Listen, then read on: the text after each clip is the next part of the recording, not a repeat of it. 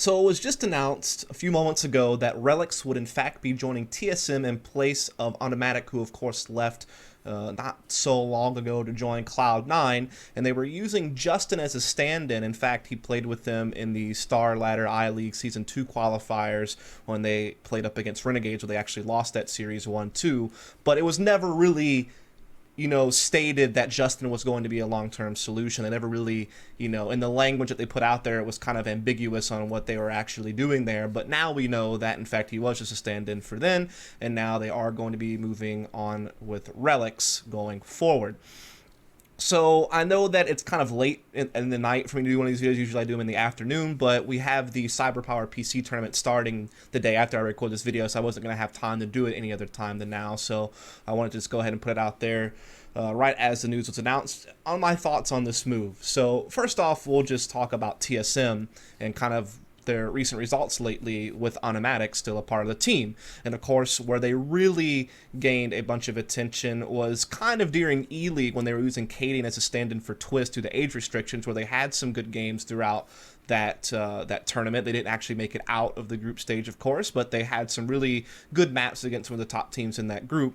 But where they really made a name for themselves was the ECS Season 1 finals, where of course they had been playing really well in the ECS regular season. They qualified for the LAN finals, and once they got there, in the group play, they actually beat Astralis 16-12 on Cobble.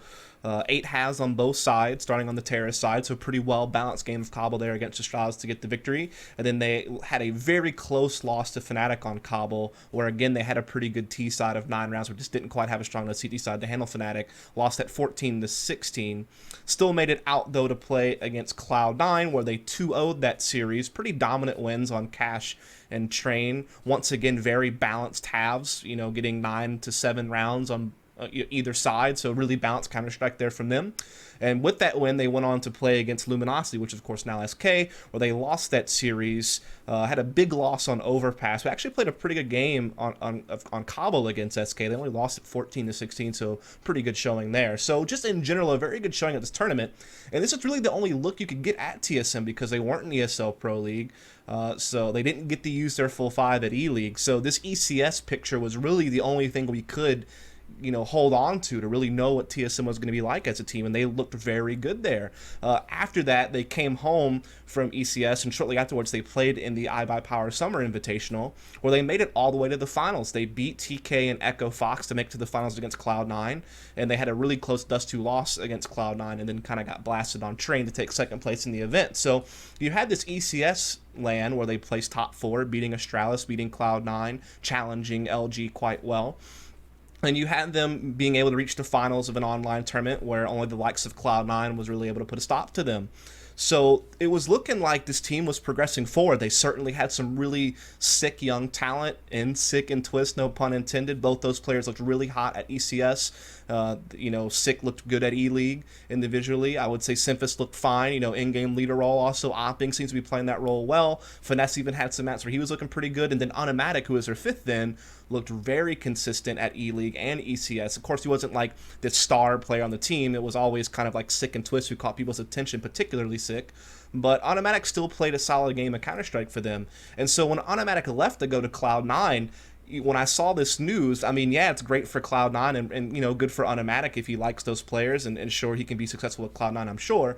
But it's kind of depressing to hear this news, because here you have this North American team who is starting to put up results and starting to show some promise and maybe looking to challenge some of the other big names in the scene, such as a Liquid and a Cloud9 and an Optic, all these teams that have been sitting at the top now, and with CLG kind of falling out because we didn't know what they were going to be like with their new roster. You had TSM now coming up and looking quite good in the small amount of CS we were able to watch them play. And so it was just really disheartening to hear that Automatic was just going to leave the team. Like, you're building something here, you have a good trajectory going for you, and then he just bounces out.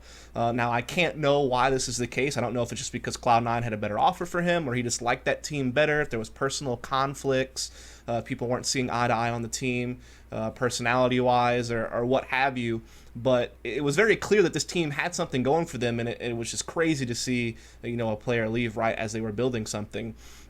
And so I was always worried, is TSM in fact going to be able to find a suitable replacement for Automatic? Because he played that lurk role on the team. Yes, he wasn't a star, but he's a very stable player. He played his role well. And in the system that TSM had, it worked out really well because they like to run these really aggressive 1-4 setups a lot. And so they relied a lot on Automatic to play these solo positions on terrorist sides to be able to get information or backstab or cut off rotates, or in some cases meet up with the team and help open up an area of the map. So he certainly played good roles on the team that were vital to their team's success on the terrorist side, I felt like. And so when I was thinking about names that would fit on TSM, Relyks was certainly one of them that came to mind, but also maybe Stanislaw, who just recently got let go from Optic, I thought could also fit a lurking role as well. And lo and behold, they do wind up picking up Relyks. And so I think that this is going to be a good move for them. I think role-wise, Relyks is going to fit perfectly. He'll be able to take many of the same positions that Automatic had, playing outside on B on Overpass, for example, or playing the Squeaky Door Room on Cache or something like that. Just playing these peripherals across the map pool, I think is certainly going to make a lot of sense for them.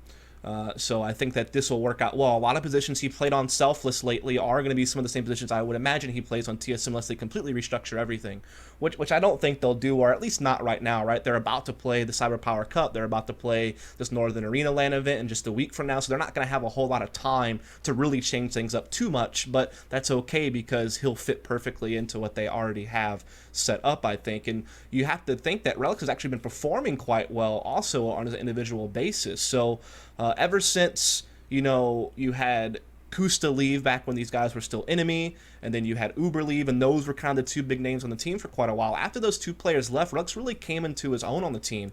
He played really good in the last season of EPL, Season 3, as well as the last SIVO season, Season 9. He looked great throughout the regular season, both those events. Even at DreamHack Austin, he had really good games in that Energy series that they won, and had a good map against Liquid, despite losing to that team, of course. He still looked pretty sharp. But he really picked it up, actually, at E-League with this Selfless team. Like I said, he kind of firmly established himself in this new lurker role. He kind of became like the rock that the team was built around. I felt like he was the most stable player on the team, consistently putting up good performances, or at least decent performances. In E-League, he had a really good opening series against G2. Those were two close losses in those maps, and individually he looked very good for them. He also looked good in the NIP series that they played in group play. When they played against Optic and they lost that close game on Mirage, he had like 35 kills or something in that game, so even putting up like strong performances. And he was the only player, I think, for the team that came out of that event with a positive KD ratio. He certainly just looked like kind of like the silver lining for the team, even though they weren't performing well as a whole. At least Relyks was really putting in his work and kind of making a name for himself, kind of adding to his CS resume for the future. And so it's good to see him getting this opportunity to play on TSM. I think they were already a fairly strong team, when you're looking at ECS and such with Automatic when he was involved. And now that he's gone, there were some shoes there to fill. And I think Relyks can fill them quite well. He doesn't have to be a huge performer for the team. Sick and Twist can still be kind of the main firepower. Symphus and his opping and his in-game leading are still going to be a huge factor here. Finesse now in an entry fragger role. He can try to help open things up for Sick and Twist and facilitate them. And as long as Relyks can just play a smart game in a lurking role, if that's in fact what they will do, I think this will be totally a smooth transition for both parties here, both Relyks and TSM. And so pretty much, I guess the conclusion of this is that it looked like it could be a bleak situation for TSM when they lost Automatic. You're building something up, you're looking like you're moving in the right direction, and then lo and behold, you lose one of the key components of the team. And so there was this kind of vacuum left there. What was going to happen? Would TSM get a suitable replacement to actually be able to keep this momentum going forward to, continue to climb up the ranks in the North American scene and perhaps the international scene as well?